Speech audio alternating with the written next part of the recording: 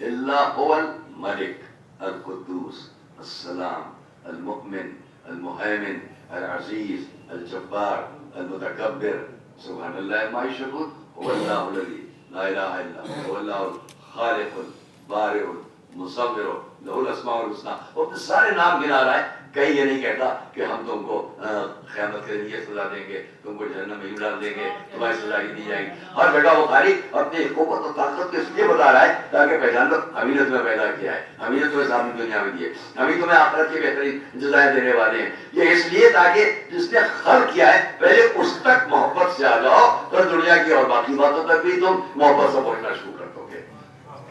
پہلے اس نے ہم کو یہ ہماری حیثیت, پھر ہماری قیمت, اور پھر اچھا انسان بننے کا پہلا سبق, اچھا انسان بننے کا پہلا سبق اس نے یہ دیا, مجھے پہچانو. یہ پہلا سبق. اگر اسی کو نہیں پہچانا تو ہم کسے پہچانیں گے؟ پہلے ہمیں پہچانو هو اللہ الذی لا الہ الا هو. اور نہیں کہ اتنے آیات میں آپ کے سامنے تلاوت کروں, چھوڑتے اسی بات کو. اب اس نے اچھا انسان بننے کا دوسرا سبق دیا. دوسرا سبق کیا ہے؟ دیکھو ہماری تم پر رحمت اور شفقت اور محبت اور عنایت اور نعمتوں کا نزول اس طرح ہے کہ ہم خالی اپنی معرفت کی راہ پر تم کو نہیں لا رہے ہیں, بلکہ تم کو آسان تمہاری زندگی کر دینے کے لیے کچھ منتخب لوگ بھی بھیج رہے ہیں. جو منتخب لوگ ہوں گے وہ بھی ایسے ہوں گے جن کو ہم نے چن لیا ہے, اور اس لیے نہیں چن لیا کہ وہ اس لائق ہے کہ چن لیا جائے, بلکہ اس لیے چن لیا ہے کہ ہم جانتے ہیں وہی تمہارے درمیان آ کر تم کو اچھا انسان بننے میں مدد دیں گے. صلوات محمد علیہ.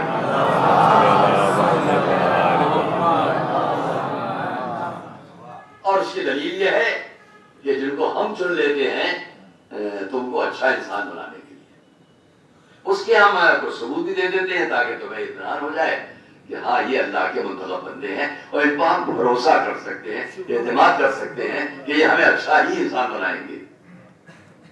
اس کے لیے ہم کچھ ان کو ایسے کیفیات دے دیں گے جن کو تم معجزہ سمجھو گے. ان کی معجزات کی کیفیت کو دیکھو گے اور سمجھ لو گے کہ تمہارے درمیان اس پر رشک و حسد نہ کرنا کہ ہم نے ان کو ایسا کیوں بنایا. پہلے اپنے کو دیکھ لو کہ ہم نے تم کو ایسا کیوں بنایا. جب تم کو ایسا بنایا ہے تو تمہیں اور اچھا بنانے کے لیے ان کو ہم لا رہے ہیں. اس لیے ان سے حسد کرنے کی ضرورت نہیں ہے. کوئی انسان اپنے باپ سے حسد نہیں کرتا, کوئی انسان اپنے استاد سے حسد نہیں کرتا ہے. ویسے ہی کوئی سمجھ لو یہ تمہارے روحانی باپ بنا کر بھیجے جا رہے ہیں, ان سے حسد نہ کرنا. صلوات محمد علیہ.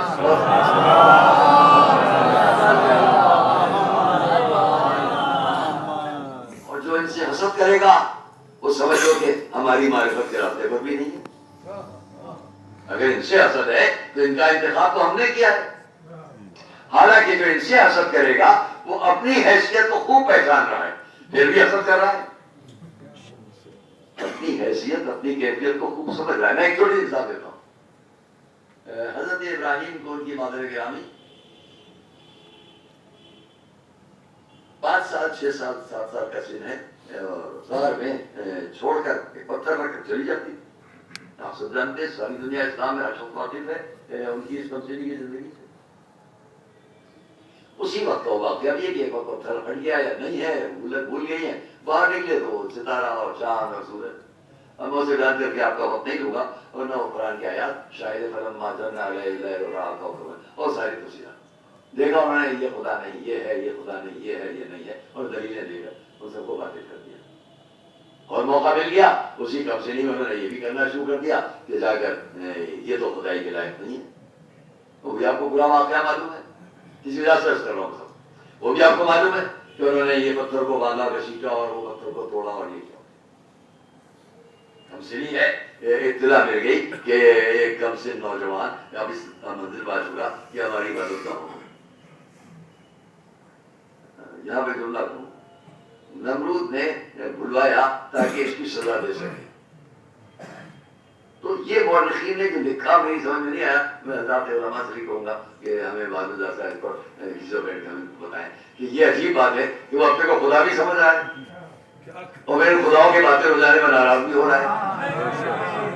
یہ دونوں باتیں کیسے ہو گئی؟ اس کا مقصد یہ ہو گیا کہ وہ اچھی طرح جانتا تھا کہ وہ خدا نہیں ہے, اور پھر اس کی دوسری دلیل بھی ہے کہ وہ اچھی طرح جانتا تھا کہ وہ خدا نہیں. یہ وہ لوگ ہیں کہ جو اس کی معرفت کے راستے سے بھٹک گئے اور اب ان کی سمجھ میں یہ نہیں آ رہا ہے کہ یہ جو ہدایت دینے والا آیا ہے یہ اسی کا منتخب بن رہا ہے. جب اسے منتخب نہیں سمجھیں گے تو اور بھٹکتے چلے جائیں گے. وہی ہوا. لیکن وہاں سے جو منتخب ہے وہ اپنی پہچان بتا رہا ہے. قرآن نے کیا کہا؟ بڑے سلیقے سے ہمیں اور آپ کو متوجہ کر دیا. الم ترا، کیا تم نہیں دیکھتے؟ اب یہ الم ترا کی رت اسی وقت کے لیے نہیں ہے، قیامت تک. قرآن قیامت تک، آیت قیامت تک، حضرت ابراہیم کا یہ پورا طریقہ اور سلیقہ اور بیان کرنے کا انداز قیامت تک. اور قرآن جب کہہ رہا ہے الم ترا، کیا تم نہیں دیکھتے؟ یہ الم ترا کی آواز جو ہے یہ میشر ہے. جتنی نسلیں آگے آتی جائیں ان سب سے قرآن کہہ رہے ہیں الم ترا الم ترا الم. کیا تم نہیں دیکھتے؟ کیا تم نہیں دیکھتے؟ کیا تم نہیں دیکھتے؟ الذی، اس شخص کی طرف حاج ابراہیم ابی ربہ، کہ جس نے جناب ابراہیم سے کٹ حجتی کی ان کے رب کے بارے میں. کٹ حجتی، دلیل، بحث و مباحثہ کیا ان کے رب کے بارے میں. یہاں دو لفظوں کی طرف بہت خصوصی توجہ چاہتا ہوں. ان آتاہ اللہ الملک، جس کو اللہ نے ملک، حکومت، اقتدار دے رکھا. الم ترا، کیا تم نہیں دیکھتے؟ الذی، اس شخص کی طرف حاج ابراہیم ابی ربہ آتاہ اللہ الملک. اس قال ابراہیم، جب حضرت ابراہیم نے کہا رب الذی یحیی و یمیت، میرا رب وہ ہے جو زندگی دیتا ہے، جو موت دیتا ہے. بہت کم سنی کے عالم میں حضرت ابراہیم نے اس شخص کے بلانے پر اس کے سامنے یہ بات کہی. میرا رب، رب الذی، میرا رب وہ ہے جو زندگی دیتا ہے، موت دیتا ہے. اس نے کیا کہا؟ انا احیی و امیت، میں بھی زندگی دیتا ہوں، میں بھی موت دیتا ہوں. آپ کو معلوم ہے قصہ، دو قیدی منگوا لیے گئے، ایک کو مار دیا، ایک کو چھوڑ دیا. دیکھو میں نے اس کو موت دے دی، اس کو زندگی دے دی. کیا کہ نہیں کیا؟ یہ میں اس لیے نہیں کہہ رہا ہوں کہ واقعہ، بلکہ اب یہ تو توجہ کریں آپ. نمرود کا اقتدار ظاہر ہوا کہ نہیں؟ تاریخی حیثیت سے نمرود کا اتنا اقتدار سامنے آ گیا کہ جس کو چاہے مار دے اور جس کو چاہے چھوڑ دے.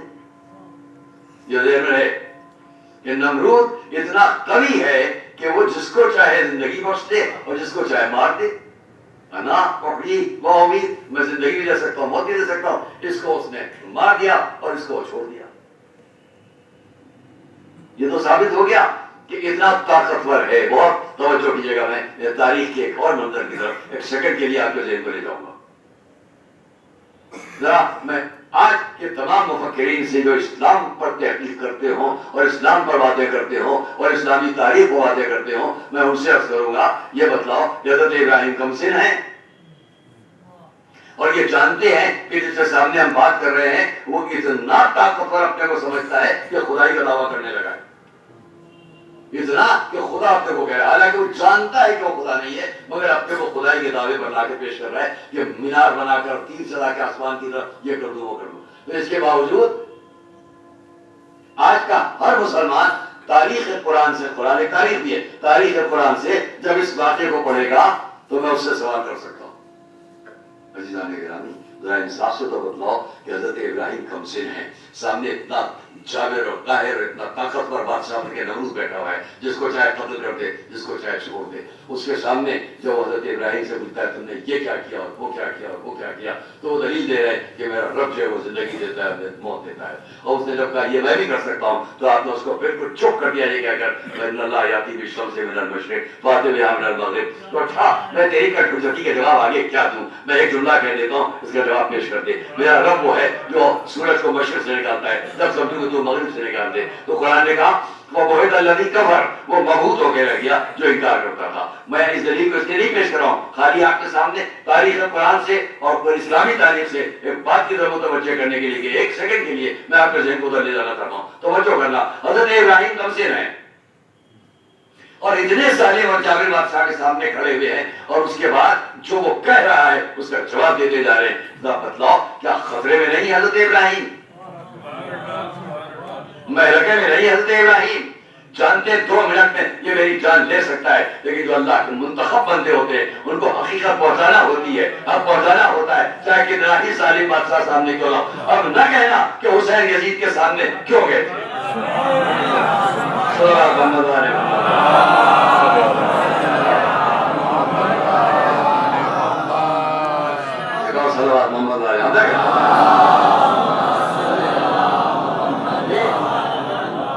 ابراہیم کے معاملات کو دیکھو اور اعتراض کرو. اور پھر یہ بھی نہ کہنا کہ جناب یزید تو اتنا طاقتور، تو خدا نے اس کو کیوں اتنی طاقت دی؟ تو قرآن کی آیت سے آپ انکار کر رہے ہو. وہاں وہ کیا کہہ رہا ہے؟ ان آتاہ اللہ الملک، اللہ نے اس نمرود کو طاقت دی، آپ نے نہیں دی، کسی انسان نے نہیں دی. ان آتاہ اللہ، جس کے سامنے ابراہیم نے بات کی وہ ہے جس کو اللہ نے حکومت دی، اللہ نے طاقت دی. تو اگر کوئی بھی کہیں حکومت پا کر نظر آ جائے تو گھبرانا مت، وہ دیتا ضرور ہے حکومت، لیکن اس کے بعد یہ بھی دیکھتا ہے ہمارے راستے پر ہے یا نہیں ہے. راستے پر ہے تو اقتدار بھی چھن جاتا ہے، حکومت بھی چھن جاتی ہے اور ہمیشہ کے لیے ذلت ہی ذلت ملتی ہے. اب نہ کہنا یزید کو طاقت کیوں ملی. یہ دیکھو غلط استعمال کی طاقت تو قیامت تک کے لیے مستحق لعنت ہے یا مستحق مصیبت ہے. محمد وہ اکثرات محمد علیہ ابراہیم وہاں پر اور نہ یزید کی حکومت یہ نہ دیکھنا کیسے باقی رہی، کیونکہ اس کی طرف سے ٹھیک ہے ہم نے مفتی طور پر یہ دیا ہے تاکہ دنیا بھی پہچانے یا ہمیں اچھا انسان اور آگے کیسے اسے انشاءاللہ آگے گفتگو میں تاکہ وقت کے اندر گفتگو ختم کر لے جاؤ. آخر میں ایک بات ضرور کہنا چاہوں گا. میرا خیال ہے کہ میں اس بات کو بھی کہ شخصیت اہم ہے یا معجزہ، جس کو میں کل کی گفتگو میں انشاءاللہ آپ کے سامنے پیش کروں گا تاکہ آج بات اپنے وقت کے اندر ختم ہو سکے. ظاہر ہے کہ ہم نے یہاں تک بات پہنچائی کہ ادھر سے منتخب شخصیت ہے تاکہ انسان کو اور راہ ہدایت پر لے جا سکے. اور اس لیے عزیزان گرامی ان شخصیتوں کے ساتھ اگر معجزہ ہے تو ہم کو یہ دیکھنا ہے کہ شخصیت اہم ہے یا معجزہ. اور ایک بات اور میرے ذہن میں جو کل کی تقریب میں انشاءاللہ ہم پیش کر پائیں گے اور وہ یہ کہ کل بڑے معجزات ہوتے تھے، آج کیوں نہیں ہوتے. چلیے کل اس کا جواب ہم آپ کو بتائیں گے. آج بھی معجزے ہوتے ہیں اور انشاءاللہ ہم آپ کے سامنے کا عرض کریں گے. صلوات محمد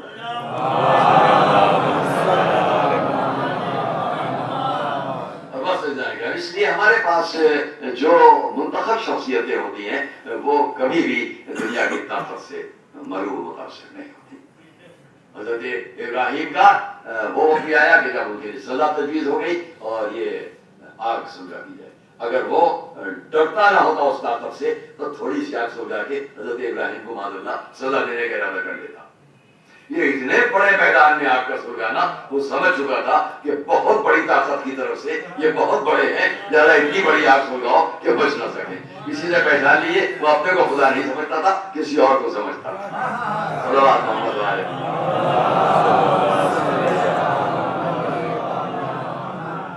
اور پھر حضرت ابراہیم کا بھی آگ کی طرف جانا اس بات کی دلیل ہے. ماننے والے تیرے لیے کیا مشکل تھا ہوا میں جاتے ابراہیم کو مدد دیا جائے، کیا ضروری اس آگ میں جائے؟ نہیں. یہ جس کو ہم منتخب کر لیتے ہیں جب اس کو حق ثابت کرنا ہوتا ہے وہ راستہ نہیں بتا کرتے. اسی آگ پہ جائیں گے تو اسی آگ کو گزار ہونا پڑے گا تاکہ دونوں باتوں کو پہچان لو. جس کو ہم نے منتخب کیا ہے اس کے ساتھ کون سی طاقت ہوتی ہے، جس کو ہم نے منتخب کیا ہے وہ دنیا کی کسی طاقت سے معروف نہیں. اور ابراہیم کے پاس تو پہلے سے ہی ثبوت ہے، وہ جان چکے ہیں جب اپنے دربار میں کھڑے رہ کر میرے خلاف کچھ نہ کر سکا تو اس کھلے میدان میں کیا بگاڑ سکا. ہاں دوستو یہ وہاں پر ہے جس نے کھلے میدان میں بھٹکتے ہوئے شعلے اوپر سے پرندہ گزرے تو جل کر گر جائے. حضرت ابراہیم کو آگ کا کوئی خوف نہیں. اور پھر یہی منظر ہم کو آخر تک اللہ کے منتخب بندوں کا نظر آتا ہے. اسی میں ہم دیکھتے ہیں کہ جب ایک اور جلتا تپتا ہوا صحرا ہے وہاں حضرت ابراہیم کے لیے وہ آگ وقتی طور پر گلزار ہو گئی ان کی زندگی کی عبادت کے لیے. جانا رکونی بردن و سلامن، تو بس ٹھنڈی بھی ہو جا اور سلامتی بھی رکھ. مفسرین نے علماء نے بردن و سلامن کی بہت اچھی تشریح کر دی. ٹھنڈی ہو جا مگر نہ اتنی ٹھنڈی کہ ٹھنڈک نقصان ہو جائے. سلامتی کے ساتھ سلامتی رکھ. تو معلوم ہوا کہ ابراہیم بھی اگر آگ کی طرف جا رہے ہیں تو وہاں بھی لفظ سلامتی موجود ہے. اسلام سلامتی کا عنوان ہے. ہر جگہ جو منتخب بندے آئیں گے وہ بھی سلامتی کے میسنجر بن کر سلامتی کا پیغام دے کر، اور جو سامنے لوگ ہوں گے ان تک بھی سلامتی کا پیغام جائے گا.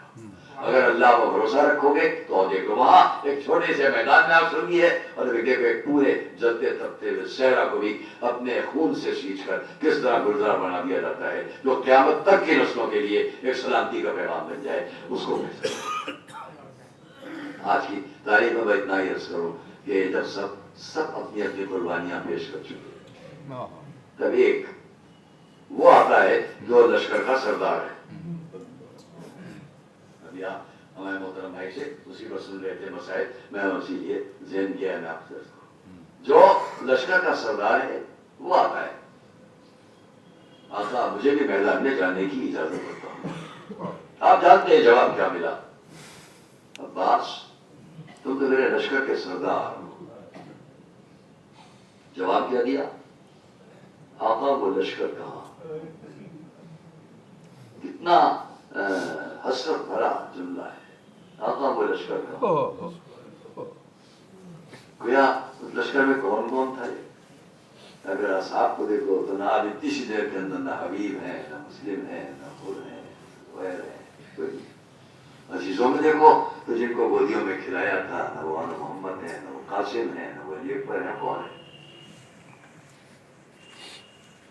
لیکن میں مسائل کے درمیان بھی آپ کے سامنے اسی بات کو تھوڑا سا رکھ کے پیش کر رہا ہوں. وہ لشکر کہاں جس کا میں سردار. اب جواب کیا ملا؟ اچھا میرا عباس اگر جا ہی رہے ہو ایک کام کرو، خیموں میں بچے کیسے. اب ہم آپ جانتے ہیں عباس آئے، در خیمہ بآواز دی. سکینہ جانے والی بھتیجی جب در خیمہ تک آئی تو روایات میں صاحبان مقاتل نے حضرت سکینہ کے اس کیفیت کو نقل کیا ہے کہ جدھر جدھر وہ خیموں میں جاتی تھی چھوٹے چھوٹے بچے ہاتھوں میں سوکھے کوزے لیے ہوئے جناب سکینہ کے چاروں طرف جمع تھے. جدھر سکینہ جاتی چھوٹے چھوٹے بچے بھی جاتے، کیونکہ جانتے تھے کہ یہ بچی اپنے چچا کو بڑی محبوب ہے. اگر عباس جیسی شخصیت نے پانی کا ارادہ کر دیا تو پانی آ جائے گا. جیسے سنا کہ حضرت عباس نے آواز دی سکینہ، سکینہ در خیمہ تک آئی، چھوٹے چھوٹے بچے بھی ساتھ ساتھ آ گئے. زبانوں کو التش التش پیاس پیاس. فرمایا سکینہ تمہارا مشکیزہ کہاں ہے؟ مشکیزہ آ گیا. حضرت عباس نے ایک نیزہ لیا جس پر لوگ کہتے ہیں اس لیے نیزہ لے کر چلے تاکہ بچوں کے دل کو اطمینان ہو جائے کہ حضرت عباس جنگ کرنے نہیں جا رہے، پانی ہی لینے جا رہے. لیکن میں یہاں دونوں باتوں کے لیے ایک جملہ کہنا چاہتا ہوں. حضرت عباس ایک نیزہ لے کر جا رہے ہیں، حضرت عباس ایک مشکیزہ لے کر جا رہے ہیں. مشکیزہ ایک بچی کا ہے جو بہت چھوٹا ہے. بڑی مشق بھی لے جا سکتے تھے اور تلوار بھی لے کر جا سکتے تھے. لیکن یہ دونوں باتیں ہمیں اگر ہم نظر ڈالیں تو مسائل ہو کر بھی ہم ایک بات تک پہنچ سکتے ہیں. تو یہ ہے کہ تلواروں کی جنگ میں انسانی تاریخ میں جتنی جنگیں ہوئی ہوں جس میں تلواروں سے جنگ ہوتی رہی ہو اس میں آپ کو کہیں نہیں ملے گا کہ لشکر کا سردار جو ہے وہ نیزہ لے کر جائے گا. جہاں جائے گا کہیں تاریخ میں منفرد یہ واقعہ ہے کہ حضرت عباس تلوار کی جگہ نیزہ لے کر جا رہے ہیں. اور منفرد یہ واقعہ ہے کہ اتنے پیاسوں کے درمیان جب وقت پانی لانے کا ہو گیا تو ایک چھوٹے سے مشکیزے کو لے کر گئے. दोनों बातों पर अगर हम नजर डालें तो सामने आ सकती है बात कि दुनिया आगे की नस्लें तक पहचान ले कि सरदार लश्कर होकर भी अबुल फजल अब्बास जैसे शजा और बहादुर होकर भी तलवार लेकर इसलिए नहीं जा रहे हैं ताकि पहचान लो हमारा असली मकसद जंग करना नहीं था, खुरेशी नहीं था। इस नजरिए से पहचान लो कि तलवार चलाना हुसैन के लश्कर का मकसद नहीं था, सरदार लश्कर। और छोटे से मशकीज़े से भी अंदाजा कर लेना कि अगर पानी लेने की नियत कर ली गई होती तो बड़ा मशकीज़ा लेकर भी जा सकते थे। ये छोटा सा मशकीज़ा इसलिए लेकर जा रहे हैं कि सामने का पूरा लश्कर देखे कि किसके लिए लाया जा रहा है। ये छोटा सा मशकीज़ा खुद बता देगा किसी बच्चे या बच्ची का मशकीज़ा है जिसके लिए पानी ले जाया जाने वाला है। लेकिन इससे पहचान लो दोनों तरफ में कितना फर्क था। वो हजारों और लाखों का लश्कर है जो नहीं चाहता कि बच्चों तक भी पानी पहुंच सके। बस दोस्तों, मैं यही सबक मसाइल की संदर्भ से आपके सामने कि गए मेरे और आपके मौला अब्बास, फरात पे घोड़ा डाला, मशकीज़े को पानी में डाला, इतनी देर नम करो कि ये सूखा और मशकीज़ा तर हो जाए, इसके अंदर पानी आ जाए। और जब पानी लेकर वापस निकले तो खैमों के दरवाजों पर बच्चे खड़े हुए होंगे, उन्होंने देखा होगा कि वो नशेब की तरफ से अलम वापस आ रहा है। यकीनन पानी भर लिया गया है, वो अलम अब्बास का है और ये नशेब से ऊपर की तरफ आता हुआ अलम दलील है कि पानी भर लिया गया है, पानी आने वाला है। और जब ये सामने से घोड़ा लेकर जा रहा है अपने आका को तो उस आलम में लोगों ने, बच्चों ने देखा होगा एकदम अलम झुका। नहीं मैं कह सकता कुछ कि क्या वहां समझा गया, थोड़ी देर में फिर अलम झुका। लेकिन ये हमने देखा कि किसी तरह भी मेरे और आपके मौला अबुल फजल अब्बास ने उस अलम को गिरने नहीं दिया। शायद इसलिए बरकरार रखी बात कि बच्चों का दिल टूटने न पाए। और इसीलिए अज़ीज़ान इकराम यहाँ पर एक जुमला तारीख है जब आपके सामने नकल कर दूं कि वो वक्त भी आता है कि जब हज़रत अब्बास का एक बाजू खत्म हुआ। हमें रवायात में, तारीखों में कहीं कोई फिक्रा हज़रत अब्बास का यहाँ नहीं मिलता। जब दूसरा बाजू कट गया तब भी कोई जुमला नहीं मिलता। हाँ, जब वो बताया कि जानने वाले जालिम ने समझकर मशकीज़े को निशाना बनाया, अब जिसके पास हाथ न हो वो उस मशकीज़े को कैसे बचा सकता है। जब मशकीज़े पर भी तीर लग गया और पानी बह गया, अब पहला फिक्रा मेरे आका अबुल फजल अब्बास का वो है कि जो अब शिकवे वाला अंदाज है। अभी तक हाथ कटा चुप है, ये हाथ कटा चुप है, लेकिन जब पानी बह गया तो सर आसमान की तरफ उठाया और पहली बार मुझे मिलता है एक जुमला अपने आका अब्बास का, जहाँ सर आसमान की तरफ उठाया और जबान पर ये लफ्ज़ें आई, अल्लाहुम्मा इन्ना अत्फाल हुसैन अत्शान, खुदाया खैमों में मेरे आका हुसैन के बच्चे प्यासे रह गए। हाँ दोस्तों, ये फरमाते हुए आगे बढ़ना चाहते थे कि सर पर घुस लगा और फिर एक आवाज दी, आका हमारा आखिरी सलाम कबूल कीजिए। मुझे इसके आगे नहीं कहना है कि कितने कीमती थे ये हाथ अबुल फजल अब्बास के। कमसिनी में मौला अली ने देखा तो हाथों को चूमा, मैदान करबला में इमाम हुसैन पड़े तो पहले हाथों को उठा के अपने दांत से लगाया और बोसे दिए। और जब ये रुका हुआ काफिला मदीने पहुंच गया तो मुनादी ने कहा, हम आवाज दे रहे थे कि करबला में हुसैन कत्ल कर दिए गए और लोग पुरशोर आवाज में दरवाजे खोलते आ रहे थे कि मैंने इतने में देखा एक ज़ईफ़ उम्र बीवी एक हाथ से बीमार बच्ची का सहारा लिए हुए, एक हाथ से असा का सहारा लिए हुए करीब आई, आकर पुकार कर पूछा, ऐ शेख तूने क्या कहा? कहा बीवी करबला में हुसैन कत्ल कर दिए गए। और सुनना था कि उन बीवी ने अपनी झुकी हुई कमर को सीधा किया, गैज़ और गज़ब के लहजे में पूछा, तूने ये तो कहा कि हुसैन कत्ल हो गए, ये तो बतला कि मेरा अब्बास क्या कर रहा था। कहने वाले ने जब ये जवाब दे लिया कि मैं समझ गया वो ना ये बीवी मादर अब्बास है, आपके फर्जंद के शाने करबला में रफ्तार काट दिए गए। तो सुनकर उन बीवी ने एक मरसिया पढ़ा, काश मेरे बच्चे के जब हाथ मौजूद थे उस पर तुम्हारी हिम्मत होती तो सामने।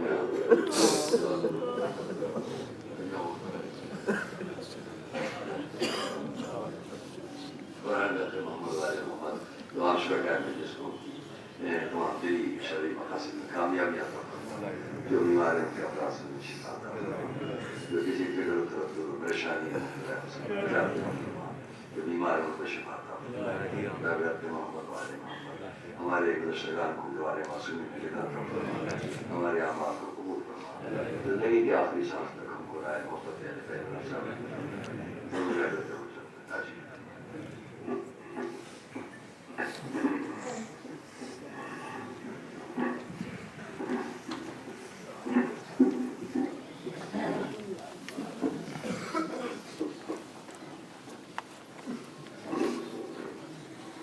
السلام علیکم یا ابا عبداللہ، السلام علیکم یا ابن رسول اللہ، السلام علیکم وعلی جدک و ابیک، السلام علیکم وعلی امک و اخیک، السلام علیکم ورحمۃ اللہ وبرکاتہ، السلام علیکم یا غریب الغرباء، السلام علیکم یا معین الضعفاء والفقراء، السلام علیکم یا مغیث الشیعة والزوار فی یوم الغداء ورحمۃ اللہ وبرکاتہ، السلام علیکم یا مولانا یا صاحب العصر والزمان، السلام علیکم یا شریک القرآن، السلام علیکم یا امام الانس والجان، عجل اللہ تعالی فرجک وسہل اللہ مخرجک وظہورک واحشرنا معک ورحمۃ اللہ وبرکاتہ۔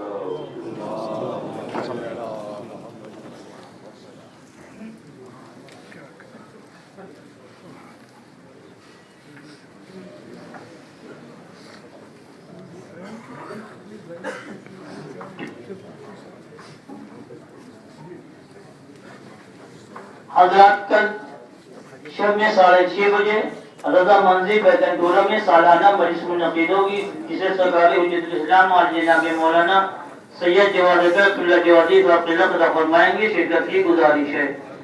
کل شب میں 6:30 بجے رضا منزل بیتن ٹورہ میں سالانہ مجلس منعقد ہوگی، جسے حجت الاسلام اور جناب مولانا جواد اللہ جوادی خدا فرمائیں گے، شرکت کی گزارش ہے۔ 20 مئی سے شب میں 8:30 بجے جعفر حسین کا مرحوم کے ممالک سلطان پور گاؤں میں عشرہ مجالس کا سلسلہ شروع ہو رہا ہے، جس میں شہر کے مختلف ذاکرین کرام علماء کرام مجلس کو خطاب کریں گے، شرکت کی گزارش ہے۔